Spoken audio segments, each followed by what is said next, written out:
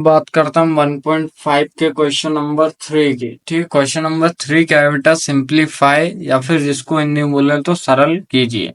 अब इसको आपको सरल करना है, जिसमें फर्स्ट क्वेश्चन है आपका 2 की पावर 2/3 इंटू 2 की पावर 1/5, है ना।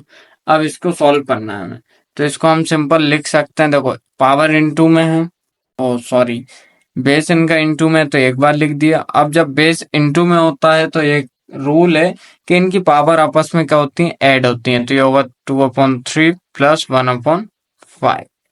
ठीक है।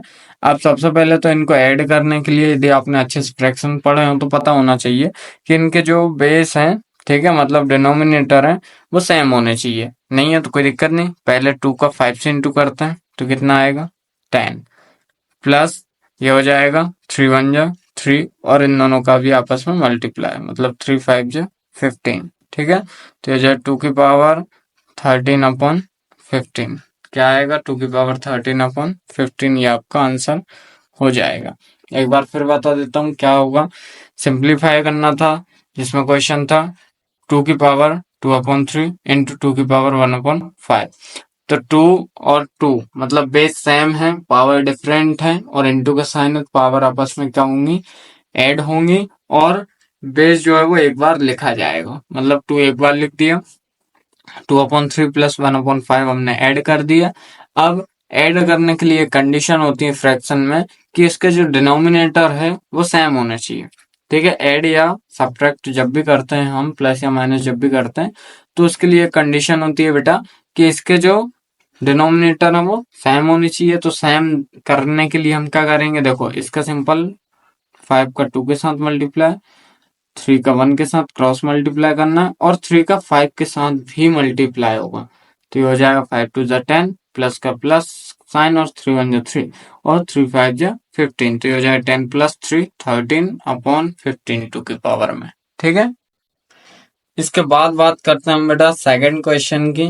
ठीक है, तो सेकंड क्वेश्चन है आपका 1/3 की पावर 3 और इनकी भी पावर 7। क्या है, 1/3 की पावर 3 और इसकी पावर 7। ठीक है, तो इसको कैसे सॉल्व करेंगे, देखो ये जो 7 है ना, इसका मल्टीप्लाई इससे भी होगा और इससे भी होगा, मतलब ये जो पावर है इस पे भी लगेगी और इस पे भी। देखो कैसे, तो देखो ये हो जाएगा 1 की पावर 7 अपॉन 3, इसकी पावर 3 पहले से ही है, और इनटू में 7, इस टाइप से आएगा।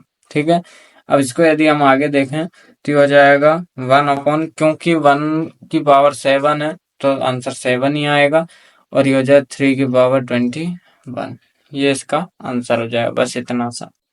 ठीक है, अब इसके बाद हम बात करते हैं थर्ड क्वेश्चन की। तो थर्ड क्वेश्चन है आपका 11 1/2 इसकी पावर है, और नीचे भी 11 की पावर 1/4, ये क्वेश्चन है। ठीक है, 11 की पावर 1/2, 11 की पावर 1/4। अब जब डिवाइड होते हैं, ठीक है, बेस सेम हो और पावर डिवाइड में हो, ठीक है, मतलब बेस सेम हो और डिवाइड हो, तो पावर क्या होती है बेटा, माइनस होती है। मतलब आपका बेस एक बार लिखा जाएगा और 1/2 माइनस 1/4 लिखा जाएगा।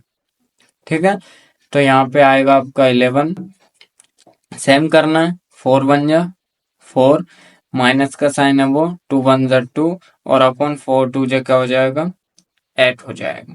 ठीक है, तो हम इसको लिख सकते हैं 11, और 4 में से 2 गया, 2 बचा, अपॉन में 8, तो 2 1 जा 2, 2 4 जा 8, ये कट जाएगा, तो 11 की पावर 1/4 इसका क्या हो जाएगा, आंसर हो जाएगा। ठीक है, 11 की पावर 1/4 इसका आंसर होगा। अब यहीं आप देख लीजिए इसका last question, question number fourth. Question number fourth क्या है, ये आपका 7 की पावर 1/2 इंटू 8 की पावर 1/2।